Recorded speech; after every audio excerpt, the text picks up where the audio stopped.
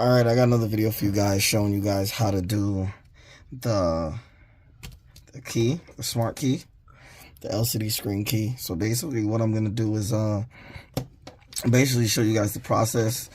This is the manual that came with it. So basically what it's saying is that like the color-coded wires that are here, they tell you that the blue wire goes to the tail. That would be for the unlock and lock for the trunk, and then the yellow wire would be for the multifunction. Okay, and then that'll probably be hazards or panic, and or the panic button. And then the green wiring, the green wire harness would go to the lock button, and then this would be the locked, and then this would be like the unlock for the green, and then this one would be the purple. And then you've got to ground it off where the battery is, and put it on the positive part of the board terminal. So what I'm going to show you guys is that this is a key that I generated for the vehicle. So this is like an aftermarket generated key that I use for the inside. I didn't use an OEM key, but you can use your OEM key internals to do this. Basically right now what I do is I have a Nissan key here, like the wireless Nissan key. I haven't done it for the Nissan, but it's just a little bit easy to show you guys the process. So basically with the wiring harness that's here, what I did was I soldered one on this part here. On each terminal you got to solder one here on one side, and then you have to solder one on this side, and that's what you have to do. This side, this side, this side, and this side. And for the fourth button, 1 and 2. Okay, that's what they want you to do for the buttons in order to do it. So I'm going to show you guys the one that I did. So basically this is the way the button setup is for the aftermarket remote: the lock, unlock, trunk pop, and then panic. So that's the way I wired this up in that specific way. So like I said, each wire is color coded to each button. So this is why I have this one. It's connected on this side and that side. Then I have the next one. My soldering isn't the best, but it's okay. On this side and this side. Okay, so that one's sorted in that side, and then this one's sorted here. And then on the opposite side, and then this one's sorted on the top here where it should be, and then on the bottom here. You would have to solder in order to get this control in. Okay, so basically what it is that once you have this soldered onto the board, so now I'm going to show you guys, this is the front where you connect it to the buttons. So that's where you would connect each wire, left to right on the buttons. And then I'm going to flip it over and show you guys the back. So it also has a red wire and a black wire. One is for power and one is for ground.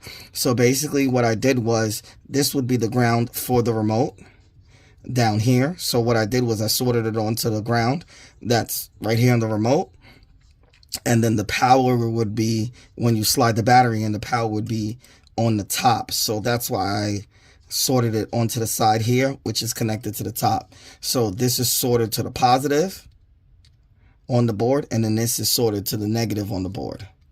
Okay, this it no longer needs a battery because it's going to get its power from the housing itself. Okay, and then what they want you to do is make sure that the chip is inside correctly at a certain angle. So what I'm going to do is you just take this pin, this tab, and it goes into the housing here, right here, into the housing, into that. So once you slide it into that housing here, after you finish soldering, I use a small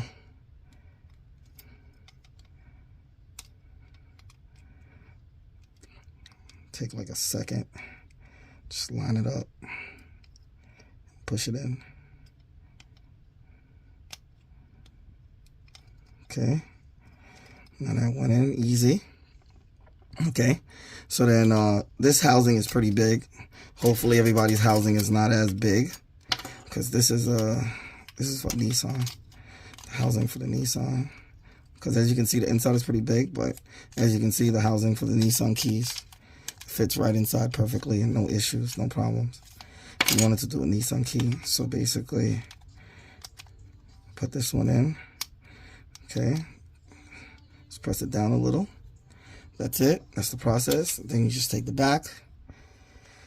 You put the back on like so. Okay, then there's gonna be 2 screws. You put 1, 2 screws, and then there's gonna be an OBD dongle that comes with it. Hold on 1 second. All right, so basically this is what the OBD dongle looks like. That's gonna come with this device. All you have to do is just plug this in. This remote won't work without plugging this in, the OBD dongle. So basically what you'll do with this device is that you'll plug this into your OBD2 port, and then you'll be able to use this device. So once you put this in the OBD2 port, plug it up, then you hold down the power button, which is right here on the side. You can start using the device. You can start using it for your car. Oh, it's upside down, the battery's dead. Okay, so like I said, once that's done, you can, and it's sorted and everything, and you charge it, you can start using it for your vehicle. It'll immediately start working.